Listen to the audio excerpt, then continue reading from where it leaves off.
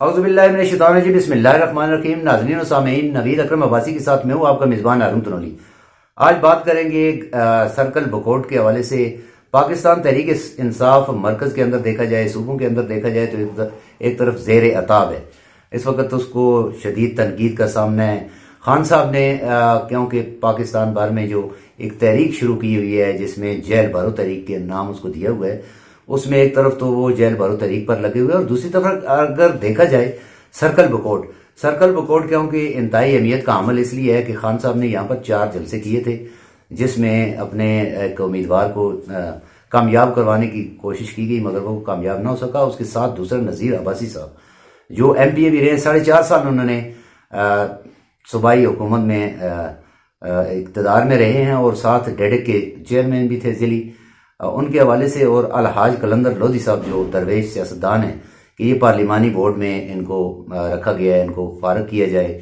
اس میں کافی تعداد میں پاکستان تحریک انصاف کے سینئر سیاستدان، بزرگ سیاستدان، جس میں جان محمد قریشی صاحب اور اس کے ساتھ غضنفر علی عباسی صاحب جو کہ سابق ممبر ڈسٹرکٹ کونسل دونوں ہیں، ان کے ساتھ دیگر بھی لوگ تھے جس میں محمود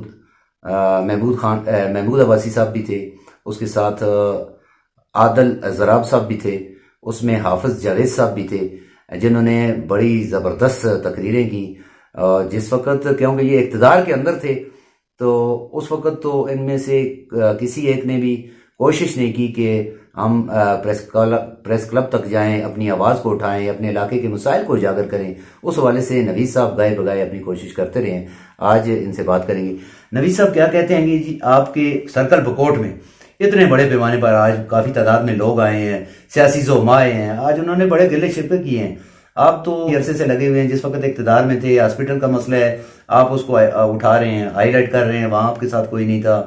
اس کے ساتھ اگر ڈگری کالج کا مسئلہ ہے وہاں کوئی نہیں تھا، اس کو آپ اٹھا رہے ہیں۔ آج نتھ گلی بکوٹ روڈ ہے، ساری جتنی چیزیں بھی ہیں ان کو آپ نے بڑے اچھے انداز سے ہائی لائٹ کیا۔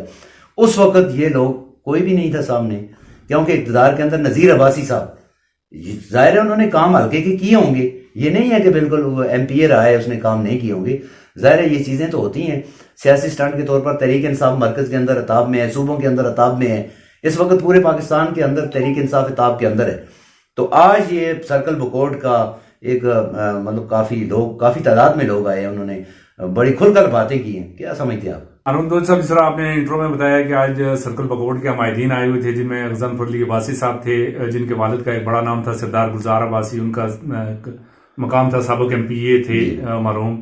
انہوں نے سیاست میں جو ہے نا وہ اپنی زمینیں بیچ کے سیاست میں ایک نام کمایا تھا۔ جان قریشی صاحب ہیں، سابق ممبر ضلع کونسل ہیں، اس کے ساتھ سوشل ایکٹیوسٹ ہیں منصور محمود عباسی صاحب، ابھی روڈ سے ان کا تعلق ہے۔ حافظ جاوید عباسی جن کا تعلق کوکمنگ سے ہے، شمالی سرکل بکوٹ سے یہ تھے۔ عادل زراب عباسی، ان 4 لوگوں نے ٹکٹ کے لیے اپلائی کیا ہوا تھا۔ ان 4 لوگوں نے اپلائی کیا ہوا ہے، ٹکٹ صوبائی ٹکٹ کے لیے اپلائی کیا ہوا تھا۔ یہ کیا مسئلہ ہے آپ کے الیکشنوں میں آنے کے لیے کافی لوگ آگے آ جاتے ہیں، جس وقت خدمت کی بات آئے تو کوئی نہیں آتا سامنے۔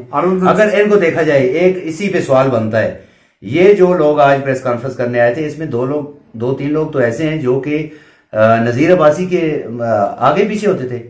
ارون صاحب، بدقسمتی ہمارے سرکل کی یہی، ہم رونا تو روتے ہیں کہ بڑا پسماندہ سرکل ہے، وہاں پہ قیادت تو ہم نے جو دی ہے وہ تو پاکستان لیول کی بھی گئی ہے۔ سردار مہتاب صاحب تھے، نذیر عباسی صاحب اتنے عرصے بعد یہاں پہ نکل کے آئے۔ لوگ پروٹیسٹ نہیں کرتے ہیں، جب وہ اقتدار میں ہوتے ہیں یہ سب ان کے ساتھ ہوتے ہیں، ان کے دائیں بائیں ہوتے ہیں۔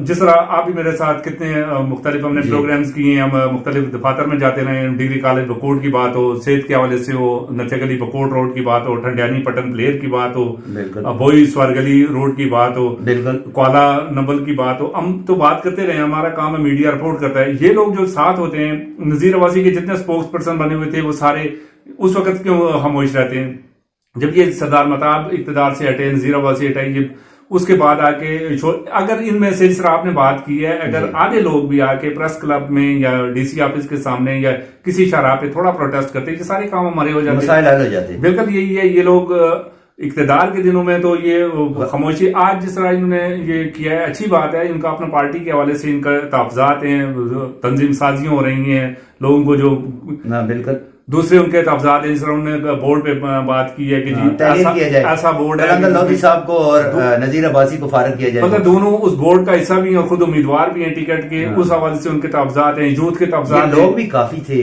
क्या समझते हैं किस वजह से? अरुण साहब ये इस तरह था, ये मतलब एक अगर यूनियन काउंसिल प्लाक से टिकट का उम्मीदवार था, एक यूनियन काउंसिल नंबल से था, एक पटन से था, एक कुकमांग से था, एक बिरोड से था। मगर देखा जाए तो इसमें गजनफर अली अब्बासी जो गुजार भाई साहब के फर्जंद हैं, उनके साथ ज्यादा यूथ आई हुई थी और यूथ में एक इस वक्त अग्रेसिव पन भी है कि उनको इग्नोर किया गया है। तो उस वजह से गजनफर अली अब्बासी को अगर ये इग्नोर करेंगे तो ये फायदा जो है आने वाले दिनों में, चूंकि वहां पे जमात इस्लामी भी बड़ी एक्टिव जा रही है, सरदार महताब साहब का ग्रुप वो एक्टिव जा रहा है, मुस्लिम लीग का दूसरा ग्रुप एक्टिव जा रहा है, तो ये तरीके इंसाफ की आपस की चपलिश जो है ये आने वाले दिनों में जो इसका फायदा जो है गजनफर अब्बासी को अगर इग्नोर करते हैं, यूथ को इग्नोर करते हैं, तब भी ये नुकसान ही का होगा। इसमें तो जाहिर खुलकर बात तभी होगी कि नजीर अब्बासी साहब कहेंगे कि जी मैंने ये काम करवाए हैं या नहीं करवाए हैं। जाहिर है तरक्याती कामों के हवाले से इन्होंने कहा 4.5 साल वो रहे, उन्होंने कुछ नहीं किया। आपका भी सवाल का है, बात फिर उसी पे आती है जितना कसूर अगर नजीर अब्बासी साहब का इतना उसकी पार्टी का भी है। ये सारे लोग बोर्ड डेडक के चेयरमैन थे उस वक्त, ये कहां पे थे, इनको आगे आना चाहिए था। नजीर अब्बासी साहब अगर उसने भरोसा किया था इन लोगों पे, अपनी पार्टी पे, अपनी यूथ पे, तो इन लोगों ने प्रोटेस्ट क्यों नहीं किया है?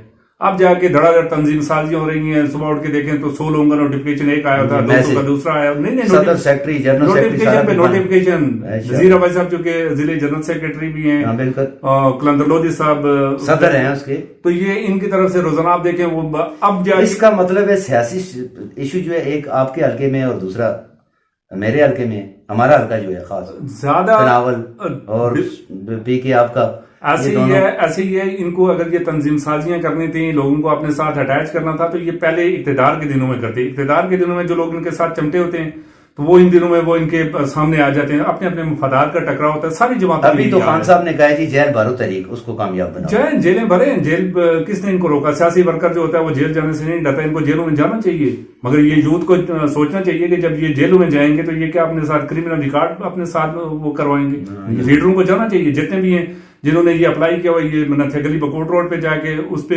रोड बंद करें, जेल में जाएं, बकोट डिग्री कॉलेज के हवाले से प्रोटेस्ट करें, दूसरे इशू करें और जाएं ये जेलों में, लीडर जाएं, बच्चों को इस्तेमाल न करें। शुक्रिया जी, शुक्रिया नाज़रीन और सामीन। ये थे नवीद अकरम अब्बासी साहब जिनकी ज़बानी आपने जाना। आज पाकिस्तान तहरीक इंसाफ के सर्कल बकोट के हमायदीन ने काफी तादाद में लोगों को साथ लाया, प्रेस कॉन्फ्रेंस की, जिसमें उनका ये मौक़िफ़ था कि अलहाज कलंदर लोधी जो सदर जिली और पार्लिमानी बोर्ड में भी हैं, और उसके साथ नजीर अब्बासी साहब जो वहां से एमपीए थे, जनरल सेक्रेटरी जिली हैं, उनको पार्लिमानी बोर्ड से खत्म किया जाए, क्योंकि इन लोगों ने भी टिकट के लिए अप्लाई किया हुआ था। जाहिर है ये अभी जो तहरीक इंसाफ के ऊपर जो वक्त है वो ज़ेर अताब है, और यहाँ पर मुख्तलिफ सर्कल्स के अंदर ऐसी जो जंग छिड़ जाना जो है ये पार्टी के लिए नुकसानदेह भी हो सकता है। मगर आने वाले वक्तों में इसके क्या नताइज बरामद होंगे, क्योंकि पहले तो जेल भरो तारीख खान साहब के नारे और विजन को इन्होंने फॉलो करना है, फिर देखते हैं आगे ये क्या करते हैं। नाजरीन फिर मिलते हैं किसी नए प्रोग्राम के साथ, तब तक के लिए इजाज़त दीजिए, अल्लाह हाफिज़।